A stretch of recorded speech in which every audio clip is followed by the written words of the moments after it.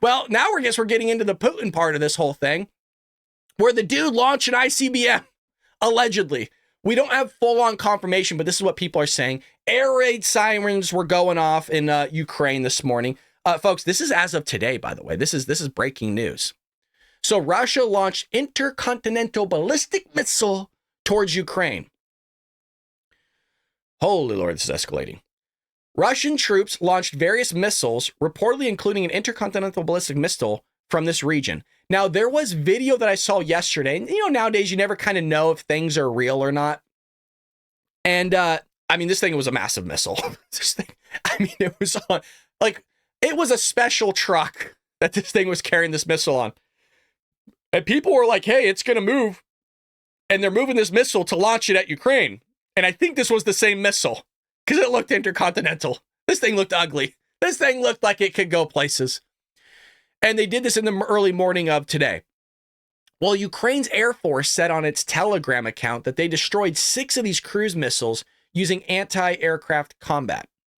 The Russian attack hit critical infrastructure in this eastern city, according to the Air Force.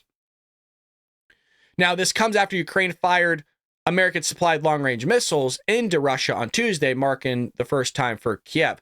Now, people are saying, I don't know, again, this is all hearsay, folks. I'm just bringing you the news.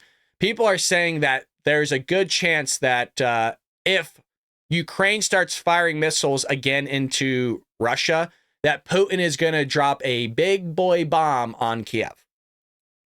And that's kind of the talk right now, which is why they're doing air raid sirens. There are currently no reports on injuries or fatalities. If the attack did involve an ICBM, it would mark a major escalation in the conflict between Russia and Ukraine. Yeah. Yes, I would say so. When you start seeing those 4 letters pop up, everybody should get a little spooked and a little worried because it ain't good. No, sir, not good at all. Now, here's the good news. And this gives kind of confirmation, what we were talking about yesterday. Because, these lefties go, where's your receipts? You're just spreading misinformation. So you have to show them everything, right? Well, Moscow reveals Putin is prepared to discuss Ukraine peace deal with Trump. Wants nothing to do with the Bidens. Wants nothing to do with Kamala Harris. Wants nothing to do with anybody other than Donald Trump. And the terms required to end the conflict that has brought Europe to the brink of World War III. I mean, folks, even Finland is freaking out right now. Finland is spooked. Germany's spooked. All these people over there, which is funny, right? Because they were acting like they didn't need us. You know what I mean? They didn't need the United States when Trump back in 2016, they wanted to buy their energy from Russia. And Trump's like, what the hell are you doing? And they're like, we're going to get our natural gas from Russia. He's like, all right, well, that's stupid. And they were all laughing at him. Do you remember that when they were all laughing at Trump? They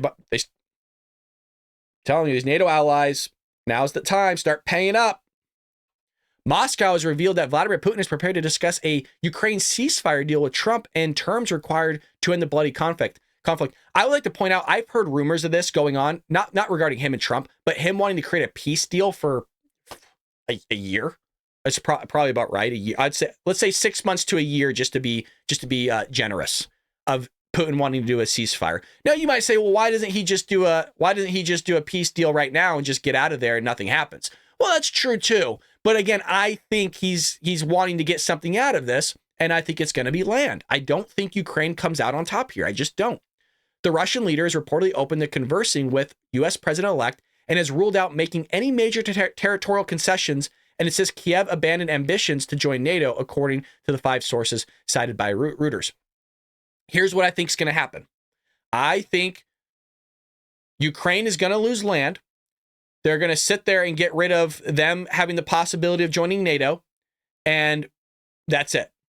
And Trump's going to sit there and maneuver kind of U.S. troops in our area, kind of pulling back a little bit and going, okay, like, look, we're on this guy's doorstep. He's been telling us to get off his freaking stoop for years. We're practically sitting at his front door. Let's kind of get off the lawn a little bit. Let's kind of stand at the street for a while. You know what I mean? If that analogy makes sense. Can we just back the F off a little bit of this guy and let him cool down for a while? So that's taking place. And everybody knows we've been kind of hotheads a little bit with Russia. Putin said this month that any ceasefire deal should reflect the realities on the ground, but that he had feared a short-lived truce, which would only allow the West to rearm Ukraine. And so I think his mentality here is he knows that Donald Trump wants peace. And I'm saying that because it was his foreign minister. There was an individual on the Russian side that was high level saying that, we should take Trump a little bit seriously. We should look at Trump as a man of peace based on his record, but also what he's saying, and that he should be somebody that you would want to negotiate with. And based on his prior record, somebody that can be trusted. Because look, Putin is a little worried here where he says last month that he would want to do a ceasefire deal, but he was scared because he figured, well, they're going to do a ceasefire truce here for a short time, ramp up munitions for Ukraine, and well, basically now nothing was gained by Russia, where Russia's trying to keep the pressure on Ukraine. I actually get that logic. Even though I don't agree with what Russia's doing, I understand Putin's logic here.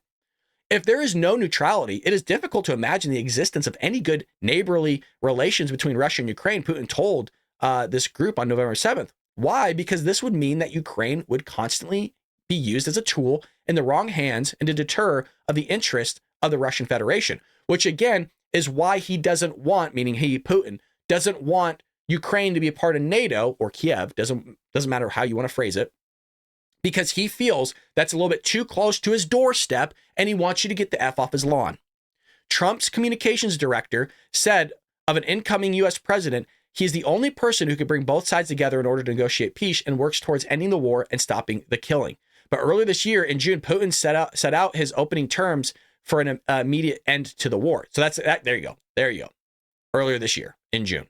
So it seems like it has been about 6 months. A lot of things taking place on that front, which is sad, man. I mean, you're seeing thousands of young men, you guys, dying. Thousands. I always try to say, like, look at yourself, look at your loved ones. Can you imagine sending me off to war or your son off to war for something like this over land? Over land?